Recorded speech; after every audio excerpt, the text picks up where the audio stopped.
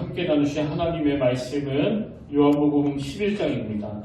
요한복음 11장 21절에서 26절까지의 말씀입니다. 신약 166페이지에 있습니다. 요한복음 11장 21절에서 26절까지의 말씀, 신약 166페이지에 있습니다.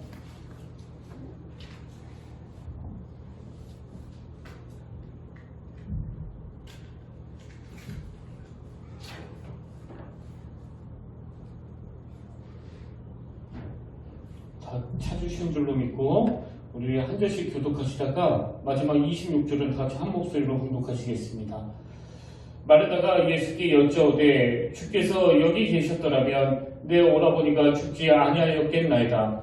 그러나 나는 이제라도 주께서 무엇이든지 하나님께 구하시는 것을 하나님이 주실 줄을 아나이다. 예수께서 이르시되 내 오라비가 다시 살아나리라. 마르다가 이르되 마지막 날 부활 때에는 다시 살아날 줄을 내가 아나이다.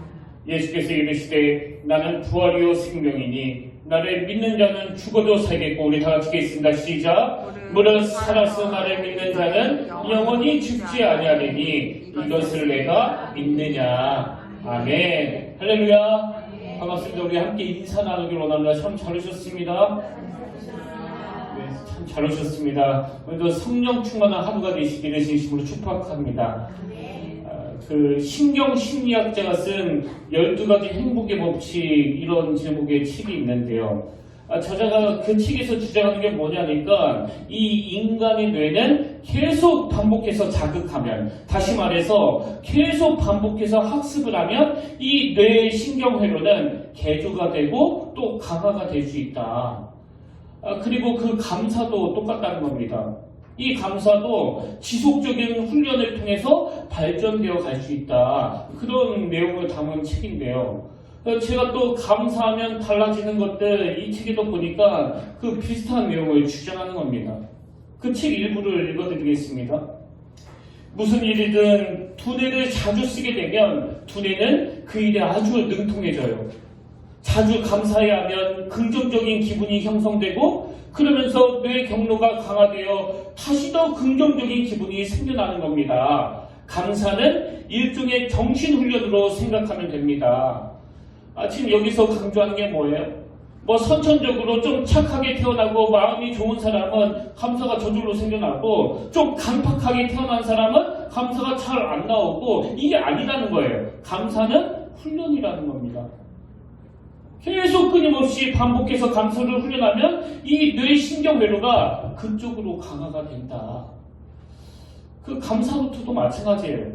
한두 번 쓰다가 말다가는 효과가 없고요. 적어도 한 3개월 이상은 지속적으로 매일 하루 일과를 돌아보면서 내가 오늘 감사했었던 거, 내가 만난 오늘 어떤 좋은 사람, 이런 것들을 생각하면서 감사가 계속 연결이 되면 이 뇌의 회로가 거기에 길들여진다. 그게 그 전문가들이 하는 이야기 아닙니까? 그리고 하나님이 우리를 그렇게 만드셨다는 겁니다. 그런가 하면 여러분, 이렇게 감사 훈련을 해나가는 과정에서 이미 우리 뇌에 형성된 그 잘못된 습관들을 끊어버릴 수 있도록, 고쳐나갈 수 있도록 여러분들 함께 기도하셔야 되는데, 사실 우리 내면에 이미 잘못 형성된 그 습관들이 얼마나 많은지 모릅니다. 근데 이런 것들을 자꾸 끊어내지 않고는 이 감사가 몸에 배이도록 하는데, 습관화시키는데 계속 방해가 된다는 사실이에요. 그런 의미에서 저는 본문에 나오는 이 마르다라고 하는 한 여인에 대해서 살펴보면서, 여러분, 이 마르다가 장점이 많은 사람이지만요, 이 마르다의 약점 2가지를 발견하고 오늘 우리 안에 잘못 형성된 그 습관들은 무엇인지, 또 뭘 고쳐 나가야 되는지를 좀 점검하는 시간으로 오늘 말씀을 여러분이 삼았으면 좋겠습니다. 제가 예전에 그 데이비드 시민지가 쓴 탓이라는 책을 통해서 오늘 본문에 마르다가 가지고 있는 약점 2가지를 살펴보고는 그것이 오래전부터 제 마음에 그 강한 영향을 미치고 있는데요. 여러분, 이 마르다가 가지고 있는 연약한 점 2가지를 살펴보는 게 왜 중요한가 하면은 이것이 우리의 감사를 잃게 하는 악한 영향을 주기 때문이에요. 그래서 이제 우리가 이 마르다가 가진 두 가지 연약한 점을 살펴볼 텐데 그것이 감사를 잃게 하는 태도이기 때문에 제가 제목을 감사를 잃게 하는 두 가지 태도 이렇게 잡아왔습니다. 여러분 감사를 잃게 하는 그 두 가지 태도 중에서 그 첫 번째가 뭐냐? 바로 책임 전가와 원망이에요. 오늘 본문에 보면 예수님께서 그 죽은 나사로를 찾아가시는데요. 그 나사로의 누이 되는 마르다가 예수님을 보자마자 이런 말을 던집니다. 요한복음 11장 21절 마르다가 예수께 여쭤오되 주께서 여기 계셨더라면 내 오라버니가 죽지 아니하였겠나이다. 그 원망하는 마음이 조금 느껴지지 않습니까? 그리고 그건 마리아도 마찬가지예요. 32절 마리아가 예수 계신 곳에 가서 배웠고 그 발 앞에 엎드려 이르되 주께서 여기 계셨더라면 내 오라버니가 죽지 아니하였겠나이다 하더라. 여러분 이런 섭섭한 마음은요 오늘 보면 3절에서도 묻어나와 있습니다. 이에 그 누이들이 예수께 사람을 보내어 이르되 주여 보시옵소서 사랑하시는 자가 병들었나이다.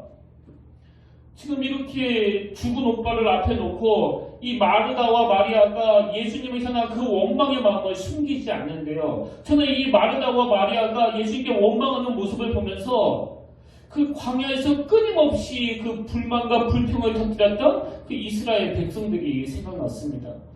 자, 출애굽기 16장 1절 2절입니다.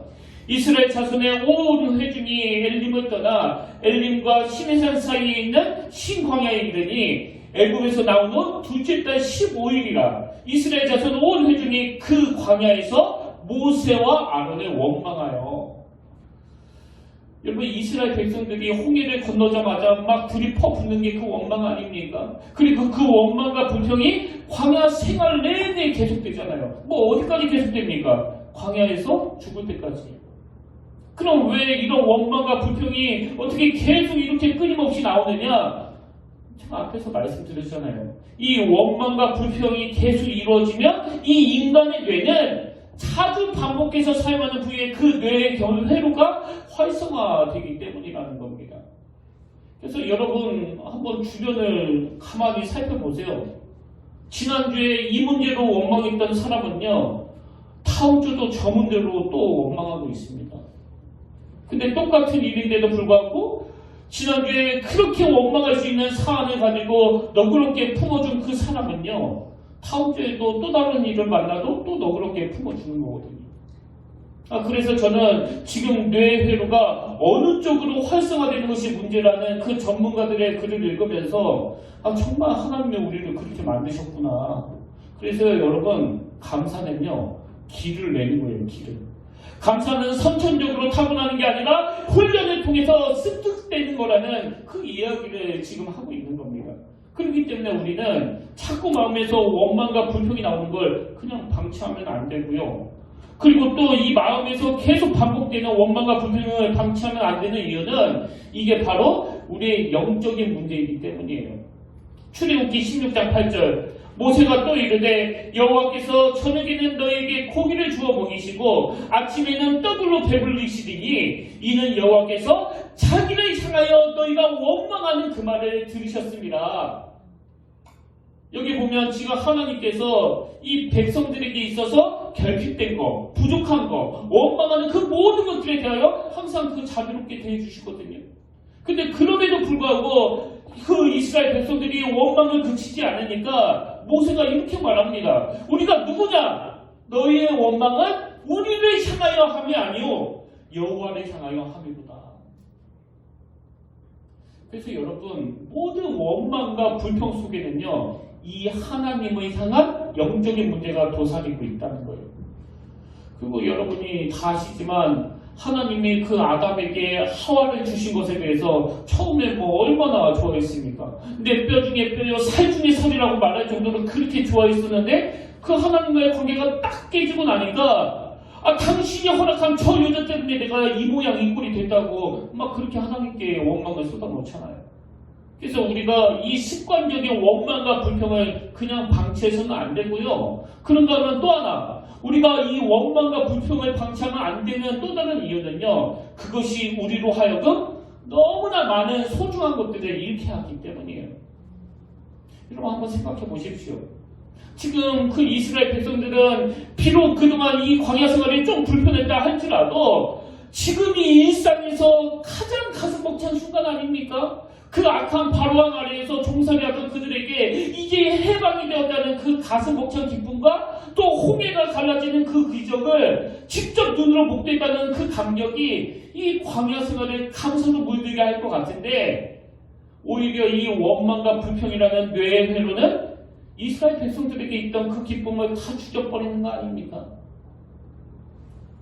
그래서 감사하면 달라지는 것들 이 책에 보면 저자가 불평은 이제 그만 이런 소제목을 다루는 것을 볼 수가 있는데요. 저는 그 소제목을 보면서 내 안에서 일어나는 이 불평이라는 감정에 대해서 내가 이렇게 명령할 수 있는 거구나. 이걸 방치하면 안 되는 거구나. 여러분 우리가 마음에서 자꾸 불평이 일어날 때 이건 저 사람 때문이야, 저건 저 상황 때문이야 그렇게 책임 전가하는데요. 그 고리를 끊는 건 저 사람에 대한 명령이 아니라 내 감정에게 이렇게 명령하는 거예요. 불평은 이제 그만. 저자가 이런 소제목을 달아놓고는 무슨 내용을 적어놨나 보니까 자기는요 그 침대 곁에다가 항상 마르쿠스의 명상록에 나오는 한 구절을 펼쳐놓고 잔다는 거예요. 그러면서 그 독자들에게 이렇게 권면을 합니다. 아침에 일어나면 살아있다는 것이 숨을 쉬고 생각을 하고 즐기고 사랑할 수 있다는 것이 얼마나 귀중한 특권인지를 생각해 보십시오. 그래서 자꾸 원망하는 쪽은 줄여나가고 그 대신에 이 감사는 훈련이니까 이 뇌의 회로가 활성화되도록 아침에 눈을 뜨면서도 내가 오늘 살아있는 거, 숨 쉬고 있는 것이 얼마나 귀중한 특권인지를 생각하라는 그 자체가 작은 것에 대한 감사를 회복하라는 그 이야기 아닙니까?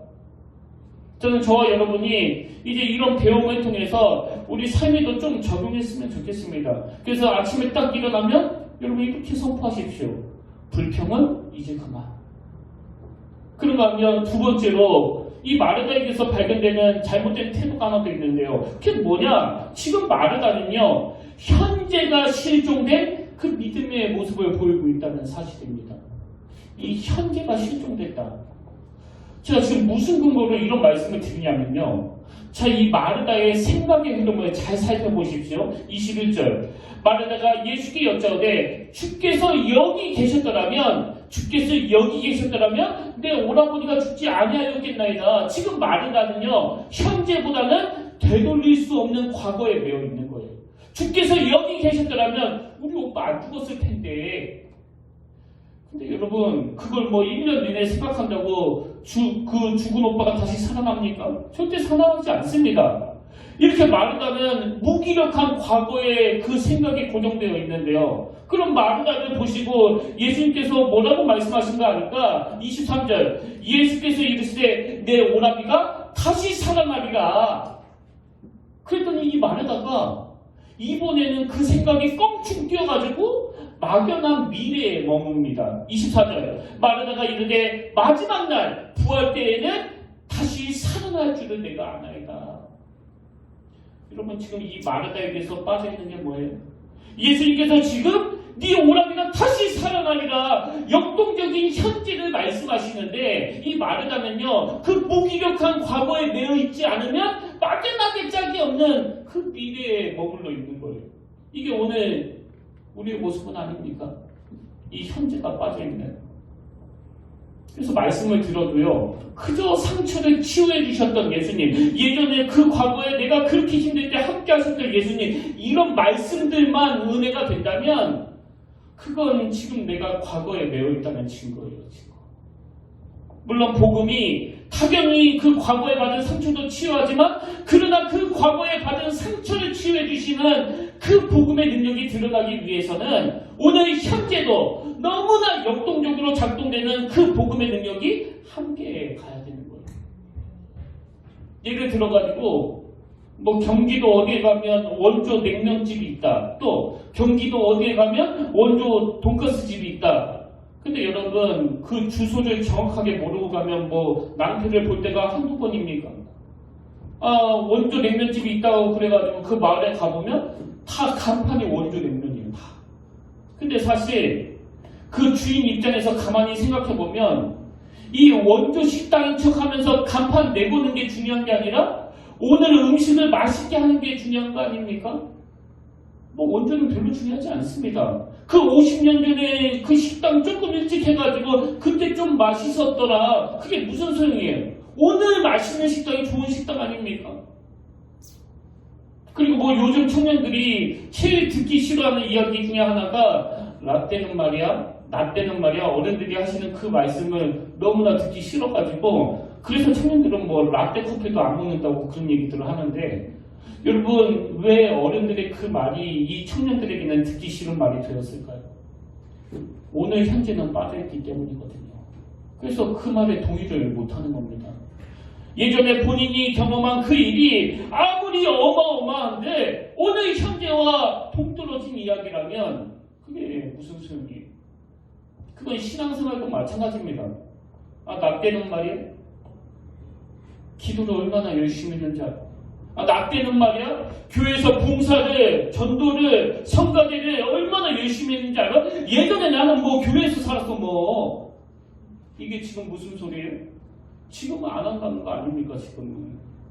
그 예전에 그렇게 열심히 한 그게 무슨 소용이에요? 뭐 지금은 안 하는데.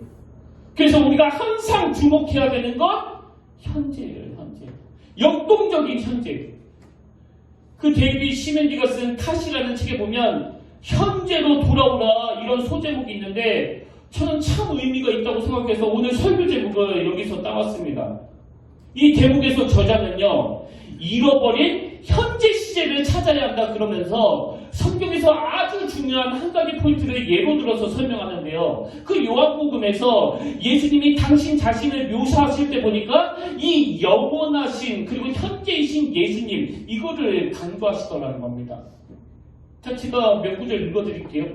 요한복음 6장 35절 예수께서 이르시되 나는 I am 생명의 떡이니. 8장 12절 예수께서 또 말씀하여 이르시되 나는 I am 세상의 빛이니. 10장 11절 나는 I am 선한 목자라. 10장 9절 내가 I am 문이니. 14장 6절 예수께서 이르시되 내가 I am 곧 길이요 진리요 생명이니. 15장 1절 나는 I am 참 포도나무. 뭐 예수님이 옛날에 길이셨대, 옛날에 진리셨대, 옛날에 참 포도나무셨대, 이게 아니에요.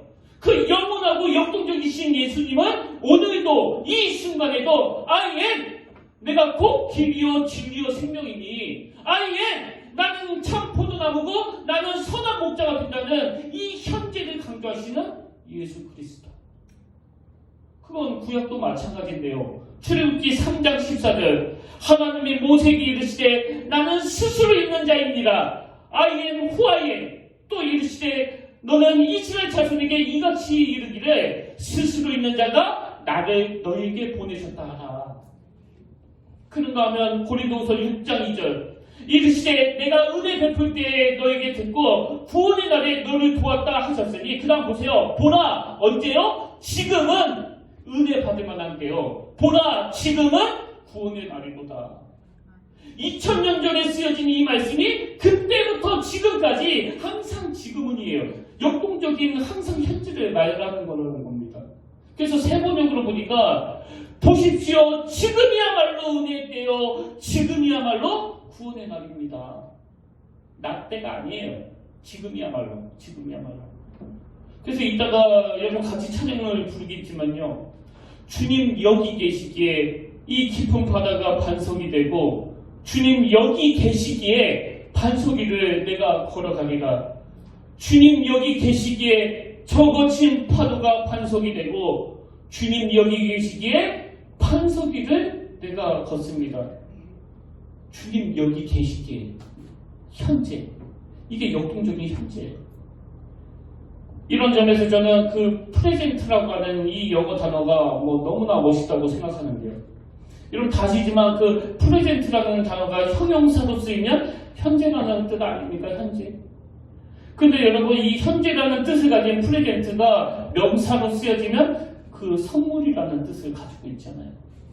그래서 이 한 단어를 가지고 어떨 때는 현재라는 표현으로 쓰고 또 어떨 때는 선물이라는 표현으로 쓰는 게 참 의미 있다고 생각을 하는데 그럼 무슨 뜻입니까? 바로 오늘 이 순간이 하나님이 우리에게 주신 소중한 선물이라는 거 아닙니까? 그래서 여러분 여기서 한 가지요. 우리가 감사를 회복하려면 이 책임전거와 불평하는 그 태도도 버려야 되고 그런가 하면 역동적인 현재를 회복하는 이것이 너무나 중요한데요. 여러분 여기서 꼭 기억해야 될 게 있습니다. 우리가 하나님께 감사해야 돼 가장 큰 제목이 있다면 그건 사람으로 인한 감사라는 겁니다. 저는 오늘 본문에서 예수님이 그 나사로를 살려주시는 과정에서 반복되는 몇 가지 표현이 제 눈에 확 들어왔는데요. 자, 한번 보시겠습니까? 본문 3절입니다. 예, 그 너희들이 예수께 사랑을 보내어 이르되 그 다음 보세요. 주여 보시옵소서 사랑하시는 자가 병들었나이다. 그 다음 5절 예수께서 본래 마르다와 그 동생 나사로를 사랑하시더니 이 사람의 소중히 여기시는 예수 그리스도. 또 33절 예수께서 그가 우는 것과 또 함께 온 유대인들이 우는 것을 보시고 심령이 비통히 여기시고 불쌍히 여기사. 마지막 34절 35절은요 모든 표현의 가장 극치예요. 이르시되 그를 어디 두었느냐 이르시되 주여 와서 보시옵소서 하니 예수께서 눈물을 흘리시더라.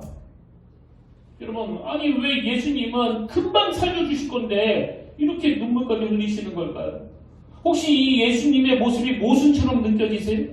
그저 나는 할 수 있으니까 그냥 무덤덤하게 내가 뭐 살려주지 뭐 이게 아니에요. 그 과정에서 불쌍히 여기시는 그 마음, 그 사람을 너무나 소중히 여기시는 그 마음, 결과보다는 그 상하고 아픈 과정에서 그 사람들을 향한 긍휼한 마음이 그 사람들을 사랑하는 마음이 결국 주님의 눈물을 흘리게 만든 거 아닙니까? 그래서 저는 지난 화요일 이 말씀을 묵상하다가 마음이 막 뜨거워지면서 하나님 앞에서 기도했습니다. 하나님, 저에게 오늘 이 순간이 선물이라고 한다면 오늘 그 주님의 마음을 나에게 회복시켜 주시되 무엇보다도 사람을 소중히 여기는 그 마음이 회복되어 이 사람으로부터 생겨나는 그 감사가 저에게 넘쳐나기를 원합니다. 언젠가 제가 한번 고백을 했지만요. 이번 연도에 저희 아버지가 쓰러지시지 않았습니까? 뭐 지금은 너무나 감사하게도 치료 잘 받으시고 약도 잘 드셔가지고 다시 일상으로 돌아왔는데요. 근데 여러분 저에게 이 아버지가 쓰러지셨다는 그 소식은요 또 다른 차원에서 저에게 선물이 됐습니다. 이게 무슨 말씀인가 하냐면요 그 이전에는 단 한 번도 저는 아버지와 헤어진다는 생각을 해본 적이 없었습니다. 다 겪어보셨잖아요. 뭐 영원히 사는 것처럼. 그래서 사랑을 표현하는 일도 잘해드리는 일도 효도하는 일도 뭐 항상 내일 아닙니까? 내일. 왜? 영원히 내 옆에 있을 거라고 생각하니까. 근데 그 소식이 저로 하여금 너무나 중요한 자각을 하게 만든 거예요. 인간은 이 땅에서 유한하다는 것.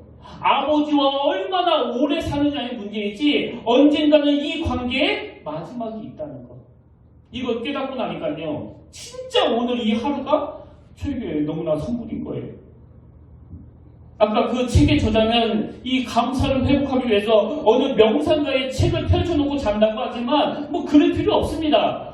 오늘도 내 옆에 부모님이 살아 숨쉬고 계시다는 거. 언제라도 전화하면 목소리를 들을 수 있다는 거. 이게 제게는 너무나 감사한 일인 거예요. 그래서 요즘은 더 자주 전화해요. 제 마음을 더 자주 표현합니다. 왜? 이게 유한하다는 걸 내가 깨달았기 때문에. 그랬더니요. 진짜 하루하루가 그 하나님의 선물이 되더라고요. 이런 점에서 저는 여러분들께 정말 비장한 마음으로 당부드리는데요. 바로 이번 주부터가 그 성탄 주간 아닙니까? 저는 지금 코로나19가 확산이 돼가지고 다시 2주간 모든 걸 멈춰야 되는 이 기간이 하나님께서 우리에게 취하신 특단의 조치처럼 느껴져요. 그 예전에는 그 연말이라고 뭐 사람 만나느라 분주하게 보내가지고 이 가족들이랑 지낼 기회가 없었는데 이번 성탄절은 가족들과 추억을 만들어라. 하나님의 준엄하신 명령이라고 생각합니다. 그래서 저는 저와 여러분이 정말 이번 성탄절에는 평생 잊혀지지 않는 가족 간의 추억을 만드는 그런 성탄절이 되기를 원하는데요. 자녀들과 또 연락하신 부모님들과 같이 시간을 보내면서 또 전화통화 하시면서 하나님의 올 한 해 베풀어 주신 그 은혜에 대한 감사, 이 사랑으로 인한 그 감사가 회복되는, 그래서 오늘 현재 역동적으로 일하시는 그 주님과 함께하는 가족 간의 성탄 축제가 벌어지게 되기를 바랍니다. 이게 오늘을 선물로 만드는 비결이에요. 그런가 하면 또 한 가지 제가 늘 부탁드린 게 있잖아요. 이 은혜는 가둬두면 안 된다고. 자꾸 흘러보내야 된다고. 그래서 오는 12월 25일 그 성탄절 헌금은요, 너무나 의미 있는 그 헌금이 되기를 원하는데요. 그럼 다시지만 올 초에 우리가 그 코로나19로 힘들어하고 있는 그 미자립 교회들을 위해서 뭐 십시일반 다 헌금을 내시지 않았습니까? 그때 우리 교회 성도님들과 또 영상으로 제 설교를 듣는 분들이 내신 그 위대한 헌금들을 가지고 놀랍게도 미자립 교회 10곳에 보내드렸는데요.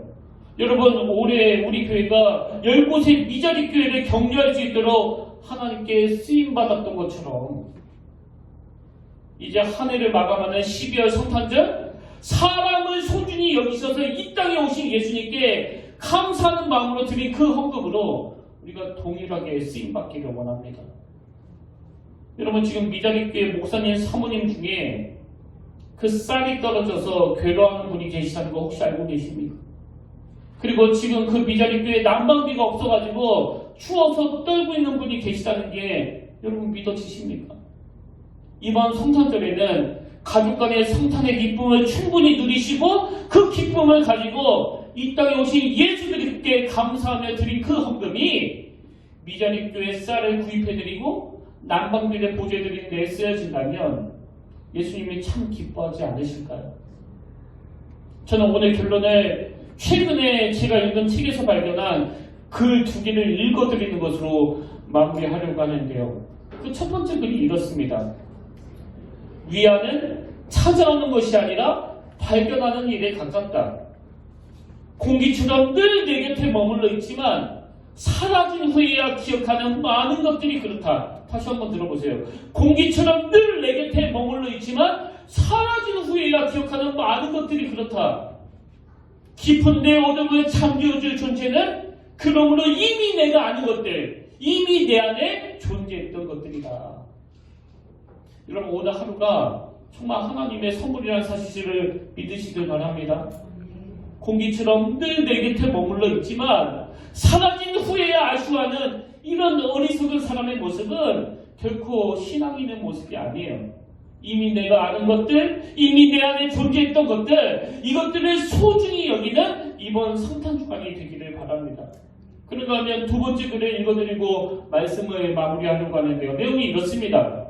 슬픔이 끝나는 것, 슬픔이 사라지는 순간이 아니라 내 눈물을 닦아줄 친구가 옆에 있을 때뿐이다. 다시 한번 들어보시겠습니까? 슬픔이 끝나는 건 슬픔이 사라지는 순간이 아니라 내 눈물을 닦아줄 친구가 옆에 있을 때뿐이다. 올 한 해 이런저런 현실적인 문제로 또 경제적인 어려움으로 고통하시는 분이 계시다면 올 한 해 이런저런 일로 마음이 상하고 아파서 2021년도를 슬픔으로 마무리할 수밖에 없는 분이 이 자리에 계시다면 이 사람을 소중히 여기시는 주님 앞으로 나아가게 되시길 바랍니다. 우리를 너무너무 사랑하셔서 이 땅에 오신 예수 그리스도, 오늘 현재도 역동적으로 일하시는 그 주님께서 올 한 해 우리를 어떻게 위로해 주시고 어떻게 만져주시고 어떻게 눈물 닦아주셨는지를 돌아보면서 그 주님을 향한 감사가 회복되는, 그래서 하나님의 심부름꾼으로 2021년도도 아름다운 열매로 마무리하는 저와 여러분 그리고 평택교회가 되기를 진심으로 축복합니다. 오늘 저는 이 찬양으로 설교를 정리하기 원하는데요. 아무것도 두려워 말라. 주 나의 하나님이 지켜주시네. 놀라지 마라. 겁내지 마라. 주님 나를 지켜주시네. 내 마음에 힘의 경우 지칠지라도 주님 나를 지켜주시네. 세상에 험한 풍파가 몰아칠 때도 주님 나를 지켜주시네. 주님 나를 지켜주셨네가 아니에요. 선물 같은 오늘 현재 이 시간에 역동적으로 일하시는 주님이세요. 그 주님이 내 마음에 강하게 역사할 때 오늘 이 하루는 슬픔으로 함몰되는 하루가 아니라 선물 같은 기쁨으로 벅찬 하루를 보내게 될 줄로 믿습니다. 우리 가사를 생각하면서 우리 함께 불러보기 원합니다.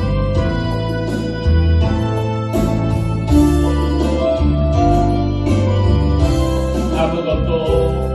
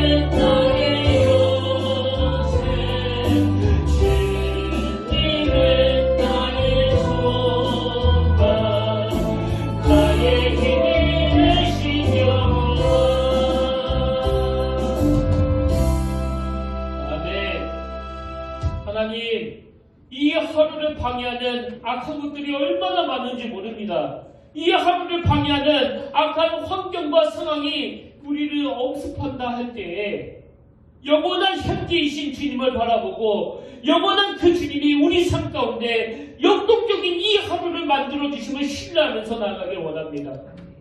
아버지, 돌이킬 수 없는 과거에 빠져 회한에 빠져 그렇게 눈물 짓는 그런 인생이 아니라, 그러다면 그 보상심리로 막연한 미래에 대하여 그저 추상적인 막연한 미래를 바라보는 인생도 아니라 오늘 역동적으로 일하시는 그 주님으로 말미암아 오늘 현재 이 하루가 하나님이 내게 주신 가장 소중한 선물임을 깨닫게 하여 주시옵소서. 그 사랑으로 인한 감사가 오늘 내 안에 원망과 불평을 몰아내는 능력이 되게 하여 주시옵소서. 이번 성탄주간 내내 그 일하시는 그 주님으로 말미암아 역동적인 현재 삶을 건전히 살아내는 그런 귀하고 멋진 한 주일이 되도록 주님께서 친히 인도하여 주시옵소서. 그렇게 인도하여 주시지 믿사오며 이 모든 말씀 존귀하신 예수의 이름으로 간절히 기도드립니다. 아멘.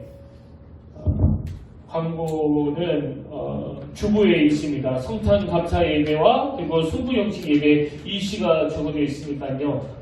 참조하시길 바랍니다.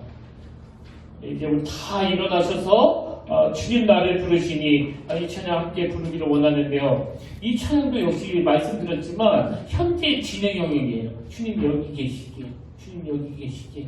이번 한 주간도 역동적인 그 주님께서 나와 항상 함께하고 계심을 믿음으로 고백하며 나아가길 원합니다. 우리 함께 찬양합니다.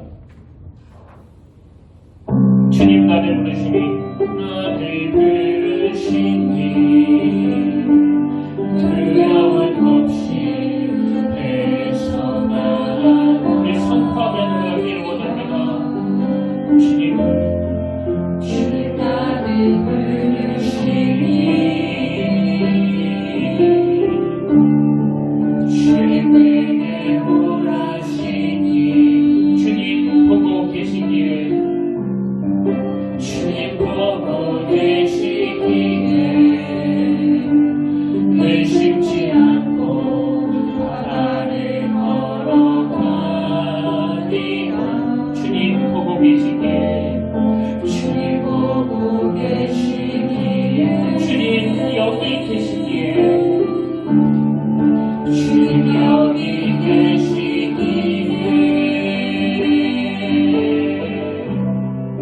주님 여기 계시기에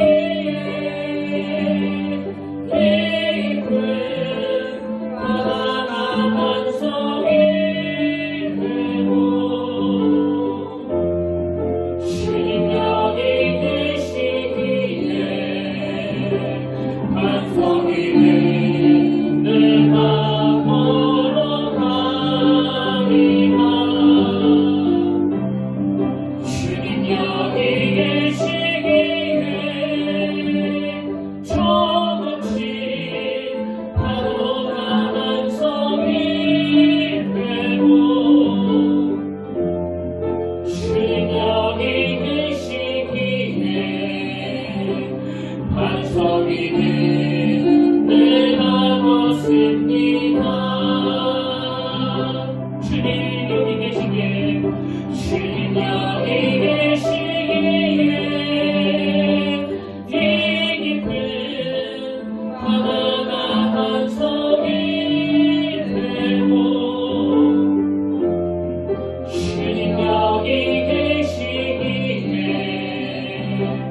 반석이 된 내가 걸어가리라.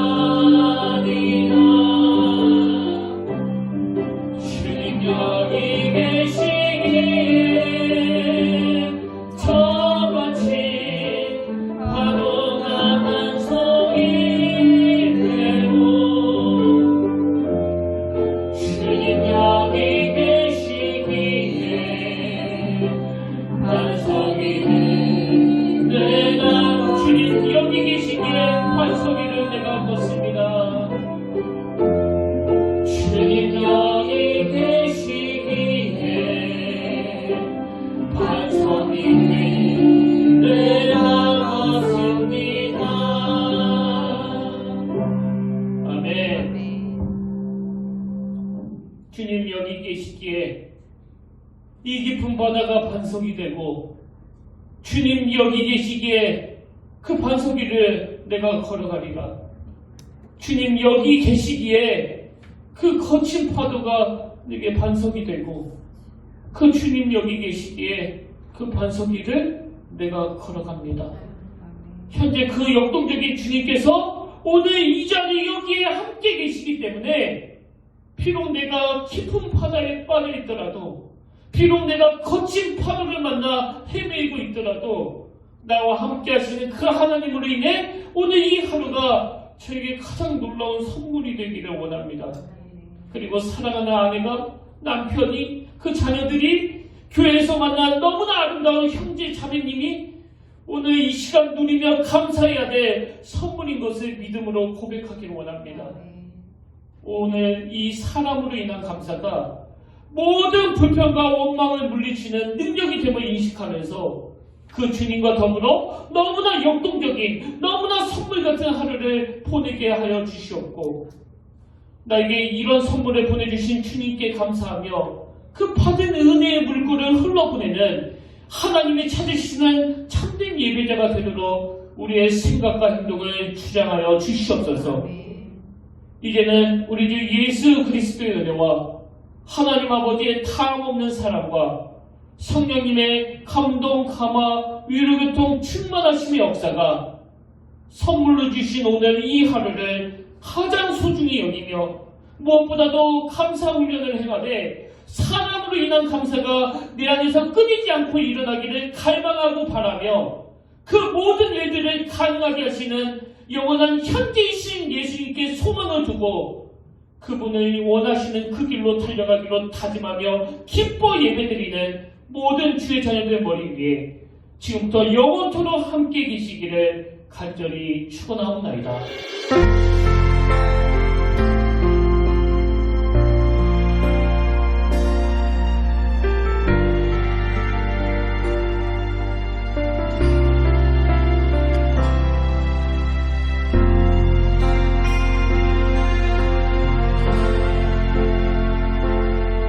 지금 서 있는 이곳에서 높임을 받으소서. 내가 받는 땅 주님의 땅이니 하늘이 주의 이름 높이 올리며 넓은 바다가 주를 노래해. 모든 만물 주를 경배해. 모든 입